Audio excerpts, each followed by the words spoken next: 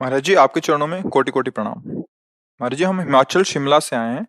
हमेशा आपका सत्संग सुनते हैं। महाराज जी, मेरा प्रश्न है कि जीवन में होने वाली घटनाओं में से प्रारब्ध को और नवीन कर्म को किस तरह पहचानें? जैसे किसी व्यक्ति ने किसी जीव या अन्य व्यक्ति की हिंसा की, तो कैसे पहचानें कि ये उस जीव का प्रारब्ध था या हिंसा करने वाले व्यक्ति का नवीन कर्म? हम्म, इसमें देखना है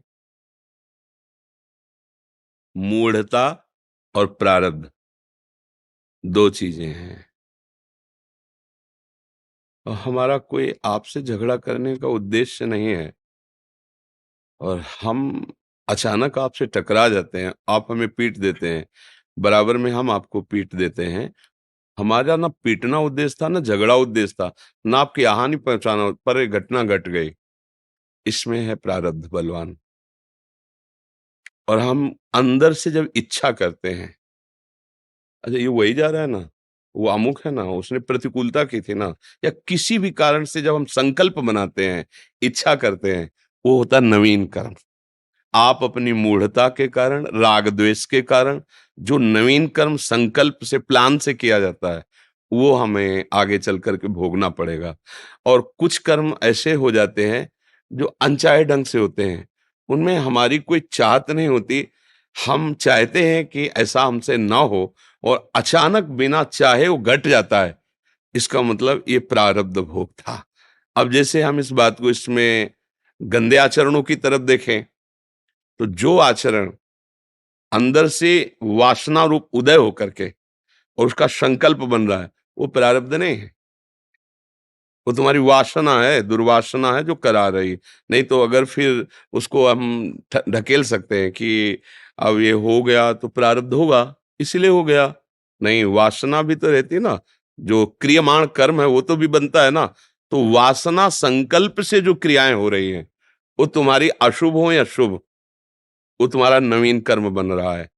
और अचानक जो घटना घट गई, जैसे आपने बहुत सुंदर पढ़ाई पढ़ी, साल भर आपने बड़ी मेहनत की, और परीक्षा में भी आप उत्तीर्ण होने के लायक हैं, अचानक ऐसी घटना घट गई कि आप परीक्षा में पहुंच ही नहीं पाए, एक्सीडेंट हो गया, बड़ी हालत गंभीर हो गई।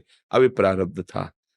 अब आप एक साल उद्दंडता करते रहे हो, परीक्षा में फेल हो रहे, तो प्रारब्ध नहीं था, ये तुम्हारा क्रीमाण था। इसी तरह से हम ये देख सकते हैं पूरे अपने जीवन चरित्र को, कि जो हम नहीं चाहते हैं, जैसे हम दुख नहीं चाहते हैं, कौन चाहता है दुख, लेकिन होता है ना, दुखद घटना होती है ना चाहने पर भी जो हो रही है। जैसे हमारी योग्यता नहीं है कि हम इतना धन भोगें, पर वो आगे प्रारब्ध में है, पूर्व में बहुत योग्य है, वो अधिकारी है उतने सुख भोगने का, पढ़ा लिखा इतना, लेकिन कोई जुगाड़ नहीं है, बड़ी अव्यवस्था है, तो उसका प्रारब्ध है। उसका क्रीमाण तो बहुत जोर का है, बहुत अच्छी पढ़ाई पढ़ी है, बहुत ग्रेजुएट है, उसके पास प्रमाण है इस बात का, पर उसके पास धन प्राप्ति का योग नहीं, प्रारब्ध है उसमें।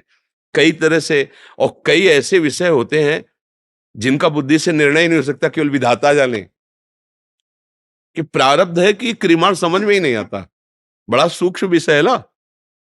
जैसे पांडव जन है, भला इनसे कोई बुरा आचरण बन सकता है, जो भगवान के परम भक्त है, महाभागवत और दैवी शक्तियों से प्रकट हुए, लेकिन उनकी पत्नी को उनके सामने, उनकी सभा में घसीट कर लाना, द्रौपदी जी को, और उपहास करना, और उनको निर्वस्त्र करने की चेष्टा करना सभा में, ऐसा तो कहीं नहीं होता।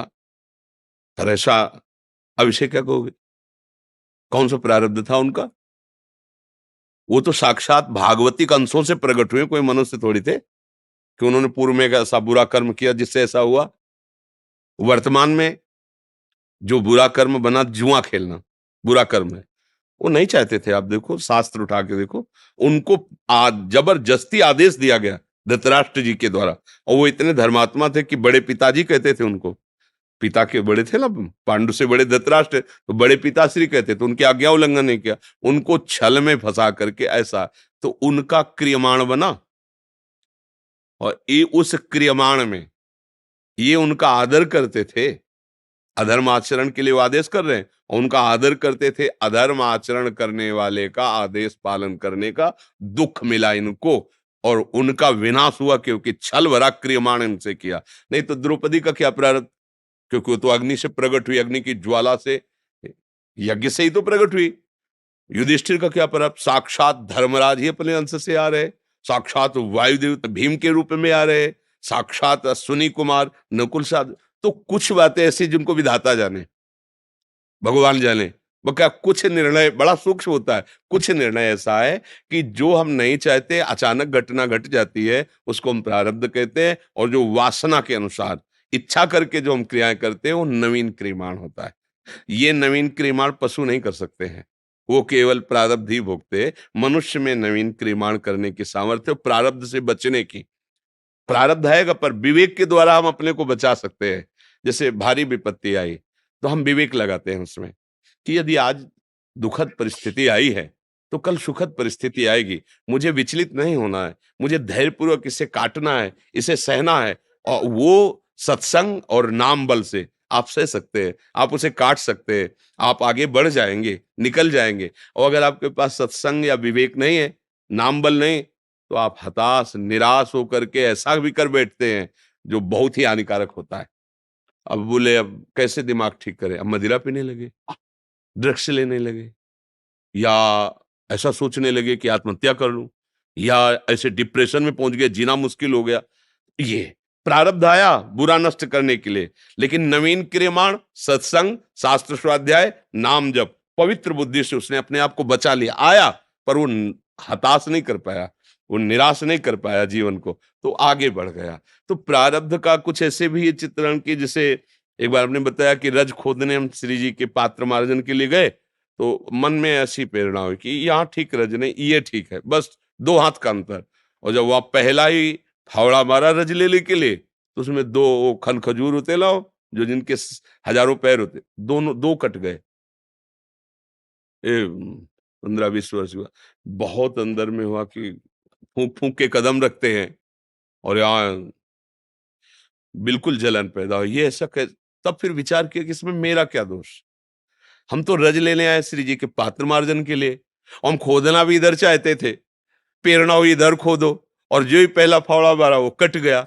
हमें तो पता नहीं था ना कि जीव है। पर अब ये है प्रारब्ध, इस हाथ के द्वारा उसका।